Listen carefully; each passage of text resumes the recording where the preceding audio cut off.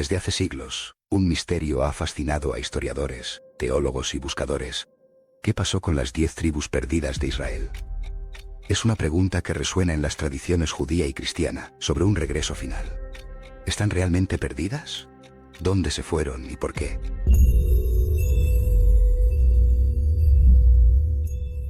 Para entender el destino de estas tribus, primero hay que saber de dónde vienen. Según los relatos antiguos, el pueblo de Israel nació de una misma familia. Abraham, su hijo Isaac y el hijo de este, Jacob, son los patriarcas. Jacob tuvo 12 hijos varones, y de cada uno de ellos surgió una de las 12 tribus de Israel. El propio Jacob, en un momento de su vida, cambió su nombre a Israel, de ahí que sus descendientes fueran las tribus de Israel. Estas 12 tribus formaron el pueblo de Israel.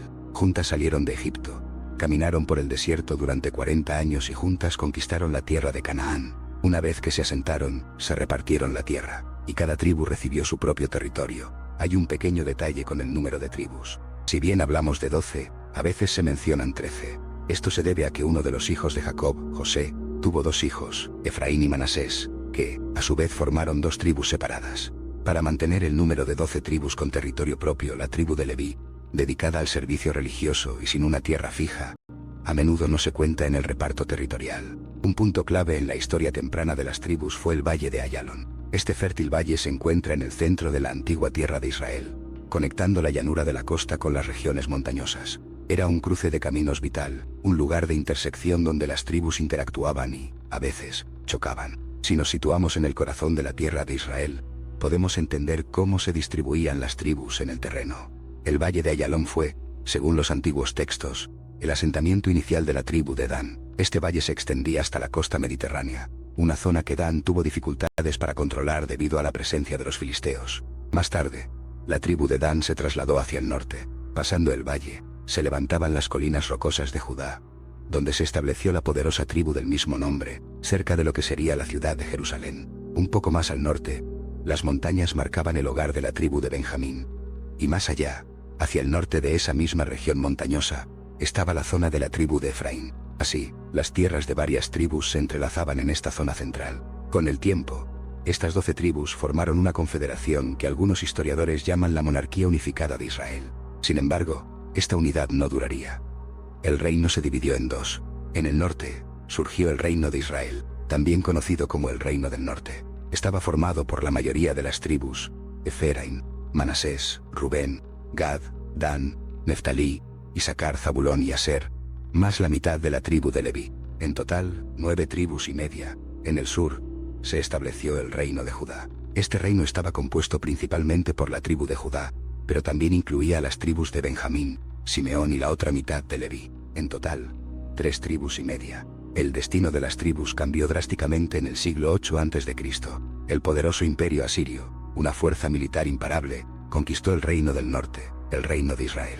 Sus habitantes fueron exiliados a las vastas regiones de Asiria y Mesopotamia. Fue entonces cuando la idea de las 10 tribus perdidas comenzó a tomar forma en la historia judía. Al desaparecer el reino del norte, la identidad tribal de sus habitantes se desvaneció. Algunos se asimilaron en otras naciones, otras culturas. Otros fueron simplemente expulsados de su tierra y ya no estaban. A partir de este evento, el pueblo judío desarrolló una tradición. En algún momento futuro, en tiempos mesiánicos, cuando Israel fuera restaurado y redimido, las tribus que se habían ido regresarían. Sería un reencuentro en la tierra de Israel de todas las tribus, especialmente de esas 10 tribus del reino del norte. Más tarde, gran parte de la tradición cristiana también adoptó esta visión de un regreso futuro. Pero si van a regresar, la pregunta sigue siendo: ¿dónde están? Hoy en día, gracias a la arqueología y a los registros históricos antiguos, tenemos algunas pistas. Sabemos que no todos los habitantes del reino del norte fueron exiliados. Muchos refugiados lograron escapar y se dirigieron al reino del sur,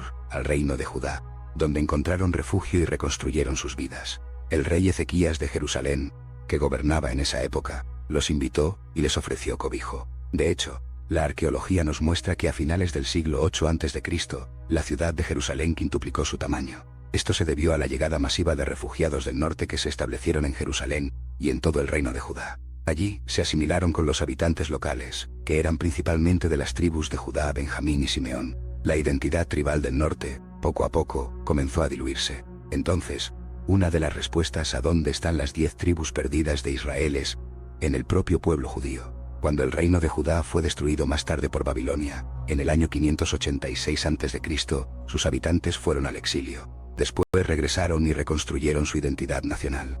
En ese colectivo cultural llamado judíos, hay descendientes de todas las tribus de Israel, no solo de Judá. Es cierto que el nombre judío viene de la tribu de Judá, que habitaba ese territorio, pero desde el punto de vista de los orígenes, el pueblo judío actual lleva en sí el legado de todas las tribus. Sé que esta respuesta a veces no agrada a todos. Algunos creen que el pueblo judío es solo descendiente de Judá, pero la historia y la genética nos dicen otra cosa. En el pueblo judío de hoy, estamos los descendientes de todas las tribus. Sin embargo, hay una pregunta lógica. ¿Qué pasó con aquellos que sí fueron exiliados por Asiria y no se refugiaron en Judá? ¿Por qué? Aunque muchos sí lo hicieron, no todos lo consiguieron. ¿A dónde se fueron? Aquí entran otras teorías. Una historia muy extendida en el judaísmo dice que cuando las 10 tribus fueron exiliadas, se dirigieron a un lugar muy remoto, desconocido. Se dice que están más allá de un río que no les permite regresar. Una especie de barrera natural infranqueable. Este río, llamado Sambatión, es muy caudaloso, lleno de rocas afiladas, lo que hace imposible cruzarlo. Volverán, dice la tradición, cuando llegue la restauración final de Israel, en la era mesiánica. Pero, ¿dónde está ese río? ¿Dónde está esa tierra misteriosa? Nadie lo sabe. Esta teoría fue muy popular durante la Edad Media, pero hoy presenta una dificultad: ya no quedan lugares por descubrir en la Tierra. ¿Dónde podría esconderse una civilización entera detrás de un río mítico? Esta idea cobró nueva fuerza, curiosamente, tras el descubrimiento de América en los siglos XV y XVII. Un rabino llamado Menashe ben Israel incluso escribió un libro en el que sugería que las tribus perdidas de Israel podrían estar en el continente americano. Su razón: ciertos paralelismos culturales y religiosos que encontró entre algunas tribus indígenas de América y las costumbres judías. Era una propuesta audaz para buscar a los perdidos en un mundo nuevo. Una tercera teoría plantea que las tribus de Israel se convirtieron en otras naciones, asimilando algunos elementos culturales o históricos que, de alguna manera, aún las vinculan a su antiguo pasado israelita. De hecho, algunos han propuesto que ciertos pueblos antiguos que existen hoy en día podrían ser descendientes de estas tribus. Se han mencionado, por ejemplo, los gitanos, los pastunes de Afganistán o incluso los yazidíes de Irak. Todos ellos son pueblos con una historia antigua, y sus costumbres a veces muestran pequeñas similitudes con el judaísmo.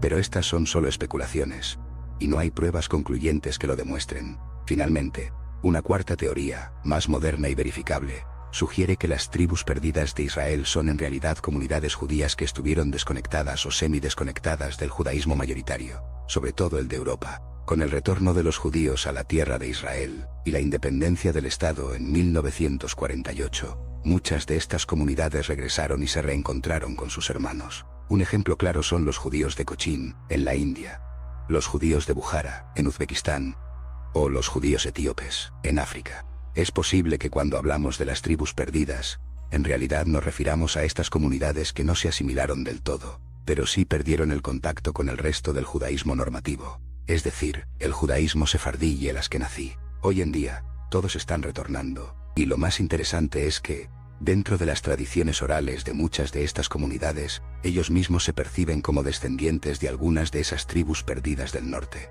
A menudo me preguntan: ¿pero tú, qué tribu eres? La respuesta es sencilla: no lo sé. Ningún judío, salvo una excepción, sabe a qué tribu pertenece. La única excepción son los descendientes de la tribu de Leví, quienes sí han logrado preservar su identidad tribal a lo largo de la memoria. El resto de los judíos no tenemos ni idea de a qué tribu pertenecemos, y la razón es que, en realidad, descendemos de todas ellas. Si hace más de 2400 años, los que no se fueron al exilio se refugiaron en Judá y se asimilaron allí, significa que, si rastreamos nuestro árbol genealógico hacia atrás, encontraremos rastros de miembros de todas las tribus en cada judío que existe en la actualidad. La identidad tribal, tal como se conocía, desapareció. Desde hace al menos 2400 años, ya no existe una preocupación ni un conocimiento real sobre la pertenencia tribal. Quizás las 10 tribus no estén perdidas en tierras lejanas, sino en la memoria colectiva del pueblo judío. Quizás residen en cada judío, en cada historia, en cada costumbre que guarda un eco de su antigua existencia. A veces, lo que se considera perdido no necesita ser encontrado en un mapa para seguir vivo. Su legado perdura, y su esencia sigue siendo parte fundamental de una historia que nunca termina de contarse.